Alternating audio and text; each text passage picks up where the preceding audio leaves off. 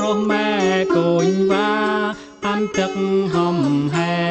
ចាក់បាល់កាសណៅពូនងណៅរេហែពូនងលែតចិត្តណាប់ត្រាប់ដឺហែពូនងលែយកអត់នេះឥឡូវនេះខ្ញុំទៅលេងក្នុងណាំលាតែមុនទៅចាប់បាយទៅជ្រុកមួយសិននៅកន្លែងមីង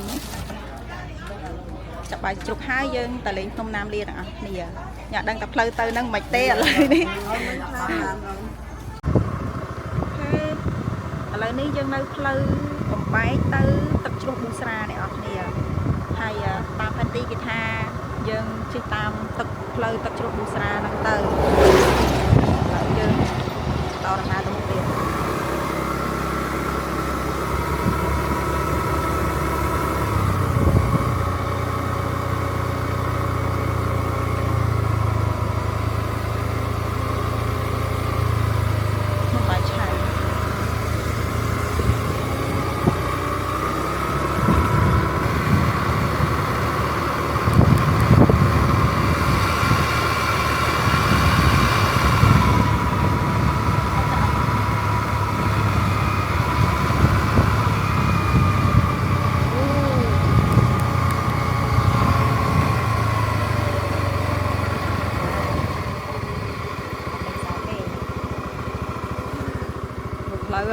ចង់ចំណោទទៅហើយ A few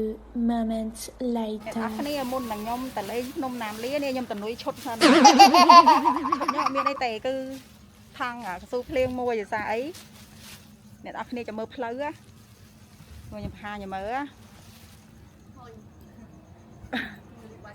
ណែហើយបើថាម៉ូតូឬឡានជិះកាត់យើងមួយអញ្ចឹងមិនបាច់បើកភ្នែកទេគឺបើកអត់រួចតែម្ដងអញ្ចឹងដើម្បីការពារខ្លួនគឺយើងត្រូវដាក់កស៊ូភ្លៀងនេះដាក់កស៊ូភ្លៀងដូចខ្ញុំមកយើងដាក់វាចិត្តទៅមកដល់ពេលគេជិះឡានជិះអីកាត់យើងអត់ហុយដីប្រឡាក់ក្អាយទេកណិតឆ្នៃប្រឌិតខ្ពស់នេះអ្នកគ្នាឃើញហ្នឹងដល់កគេសណាងនេះបាយកណិតទិញកស៊ូភ្លៀងអ្នក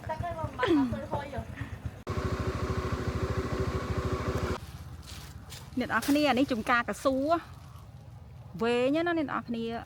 ចាំមើលខ្ញុំភ្ជាប់ក្នុងផែនទីឲ្យមើលអញ្ចឹងឥឡូវនេះយើងត្រូវជិះនៅក្នុងចំការកស៊ូនឹងឯងជិះផុតចំការកស៊ូនឹងហើយនៅមានចំការកស៊ូមកតាំងទៀតហើយបាញ់យើងទៅដល់ភ្នំណាមលាហើយចំការកស៊ូនេះវែងមែនតើអ្នកនរគ្នាធំហើយវែងហើយដើមនឹងខ្ពស់ខ្ពស់នេះខ្ញុំចូលមកអ្នកនរគ្នាមើលឆ្វេងស្ដាំណានេះខ្ញុំនៅពាក់ទៅមិនដល់ដើមផ្លូវចំការកស៊ូទេណាអញ្ចឹងយើងអត់ទាន់បានដល់ក្នុងនៅឡើយទេអញ្ចឹងយើងនឹងជិះតាមផ្លូវហ្នឹងហើយអ្នកនរគ្នាមើលស្ថានភាពខ្ញុំនេះខ្ញុំជិះមកតាមផ្លូវអ្នកនរគ្នាគេឆ្ងល់ថាចំកូនហ្នឹងមិនបានពាក់កស៊ូភ្លៀង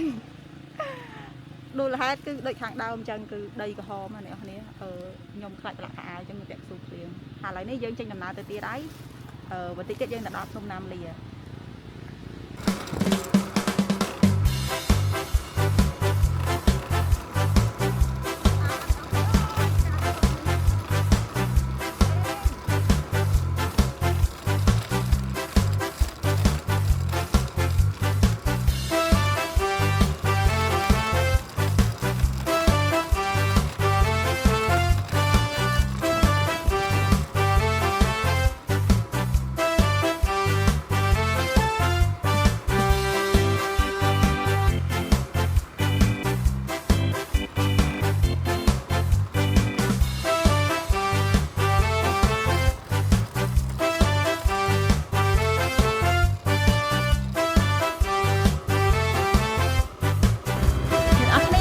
បានមកដល់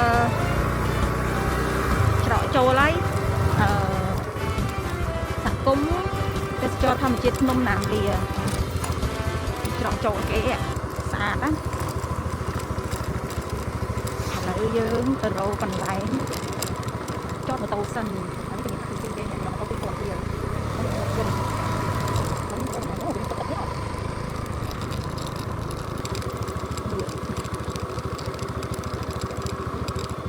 ចាក់ម៉ូតូណាណា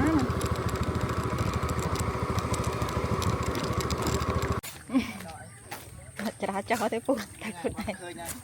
ឃើញហើយគេពុំចាក់បេតុងអូខេអរគ្នាឥឡូវយើងមកដល់ហើយអានេះ ផ្លូវឡើងទៅគេកំពុងតែចាក់បេតុងអត់ទាន់រួចនៅឡើយទេ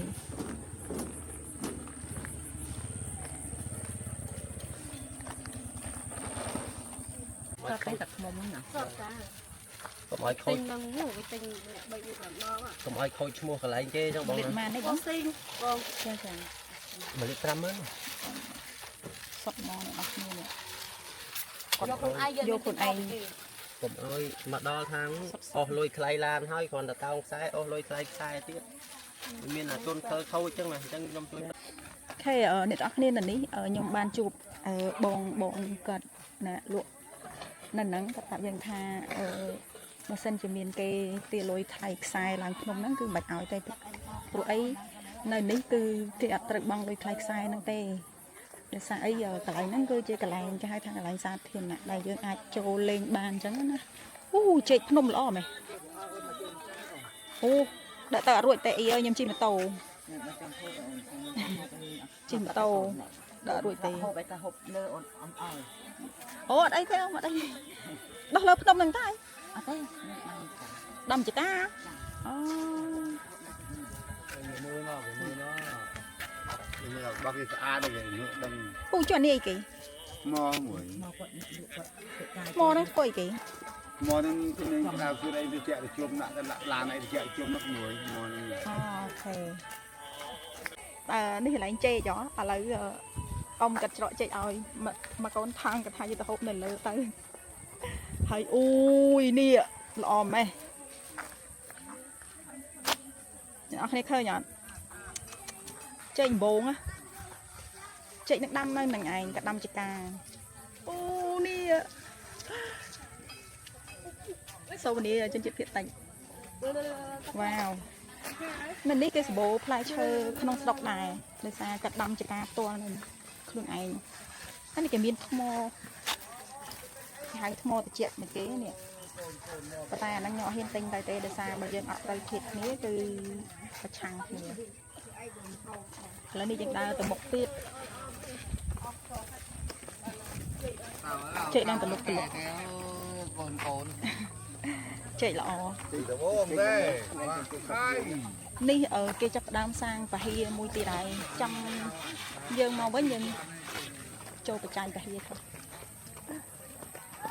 អូនេះមួយទៀតនោះថៃឡានអើយថៃឡានឡើងលឿនពេកមិនដែរមកហែងរក្សាវគ្គយុទ្ធទេអញមកចាក់ដួលទៅសាមញ្ញមិនដួលផ្លូវទៅបេតុងអ្នកគ្នាឥឡូវនេះខ្ញុំគិតថាខ្ញុំត្រូវទិញម្នាស់គេមួយទៀតសិនខ្ញុំកុំឲ្យខាតសួស្ដីស្រីស្អាតចង់ទិញម្នាស់បងយកមកចាហៀងបានអត់ហើយបងញ៉ាំម្នាក់អត់ហើយទិញទៅម្នាស់យើងហ្នឹងតែម្នាស់យើងហ្នឹងតែ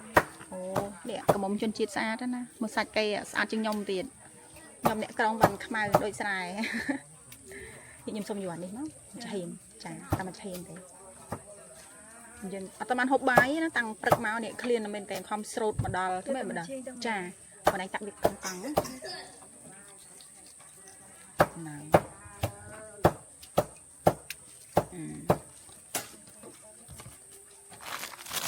អូសារីចេកលើបានគេអូគេមានចេកទៀតនេះធ្វើខ្លួនឯងដែរមិនអត់ចាំបងចុះវិញខ្ញុំជួយទិញឥឡូវធ្ងន់ពេកយើងទៅដល់លើយើងដាក់បាយមកស្រាទៅស្រាលហើយមកវិញយើងទិញមិនថែមទៀត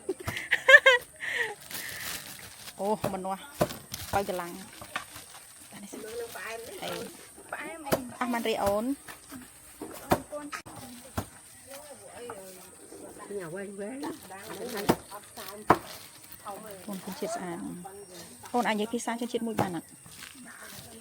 សួស្ដីបងគេថាម៉េចចាវេះឡាំងសួស្ដីបងចុះអរគុណវេះឡាំងដូចគ្នា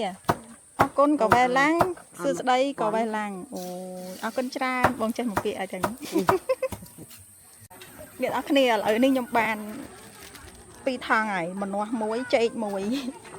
ហើយនៅក្នុងកាបូបមានបាយបន្តិចទៀតយើងនឹងឡើងទៅដល់ខាងលើយើងហូបបាយសិនដើម្បីមានកម្លាំងហើយនៅនេះគេសម្បូរឃ្មុំនេះគ្នាឃ្មុំធម្មជាតិគាត់យកខ្លួនឯងនេះទឹកឃ្មុំនៅនេះសុតហើយគេមានកម្មួនឃ្មុំទៀត នេះបើមកលេងអាចជួយគ្រប់ត្រូលសហគមន៍បានចាកមុនខ្មុំទឹកខ្មុំឡើងខ្លួនឯងនេះសុទ្ធហ្មងនេះគេលក់លិតណាចាលក់លិតអូនេះស្រាពីងហ៎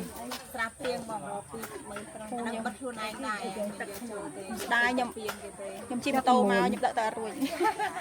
តារំដល់ក្រុងលេងបែកតាមផ្លូវអីអាសានហ្មងអូត្បូងធម្មជាតិទៀតនេះម្ដុំ20000ណាយាយ20000ត្បូងរតនគិរីនិងមណ្ឌលគិរីស្អាតណានេះទូទៀតដូចគ្នាតែបើយាយខ្ញុំចាក់បងត្បូងសុទ្ធអត់ចាត្បូងសុទ្ធបងធ្វើត្បូងជាតិមិនបងលក់នេះអត់មានណាទួតព្រៃនោះអូនេះមើលត្បូងនេះឡើងចាំងពេជ្រតែម្ដងអ្នកនរគ្នាអើយដឹងយើងមានកម្លាំងដាក់ទៅអត់ទេនេះមុខទៀតសិនតមុខទៀតចាំមកវិញចាំចូលប៉ុនឥឡូវស្រោតហូបបាយសិនអូអ្នកនរគ្នានេះខាងមុខនេះភ្នំនៅចិត្តនឹងដែរឥឡូវនេះយើងចុះទៅអញអស់គ្នានៅតាមផ្លូវគឺគេមានចដាថ្មហើយនេះគឺជាភ្នំនេះខ្ពស់ណានេះខ្ញុំថតកាមេរ៉ាខ្ញុំរៀងនេះ vài angle ទៅវារៀងតលាយតែជាក់ស្ដែងនេះនៅចិត្តហ្នឹងទេយើងមើលទៅនៅចិត្តមនុស្សមែនទែនវ៉ាវនោះអាខាងនោះកន្លែងគេឡើងខ្សែយើងត្រូវដើរវៀងពីនេះទៅវ៉ាវនេះបងប្អូនគ្នាយើងទីបំផុតមកដល់ហើយនោះមនុស្សនៅលើខ្ញុំដាក់ពីខាងនេះទៅអ្នកនរគ្នាឃើញអត់អូគេឡើងទៅលើហើយខ្ញុំស៊ូមតិចណាលោកណៃដើរមកម្នាក់ឯងហ្នឹងចាញ៉ាយខាងអ្នកនេះចាអ្នកអីគេទេសចរខាងបាយសិននេះខ្ញុំរកឃើញកន្លែងមួយយើងហូបបាយសិនទៅឲ្យចំយើងឡើងព្រោះអីមេឃនៅត្រជាក់ម្ល៉េះអាចហូបបានអាចឡើងបានឥឡូវយើងហូបបាយសិន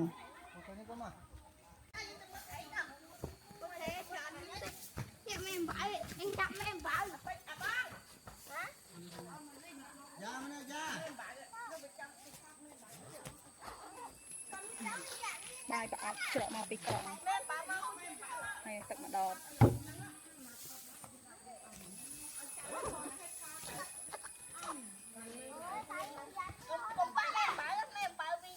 អ្នកនេះខ្ញុំមានចេកទៀត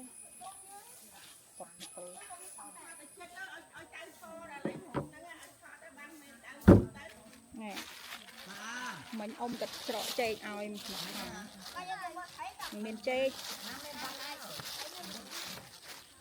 ហើយនឹងមានម្នាស់ហើយនឹងបាយប្រអប់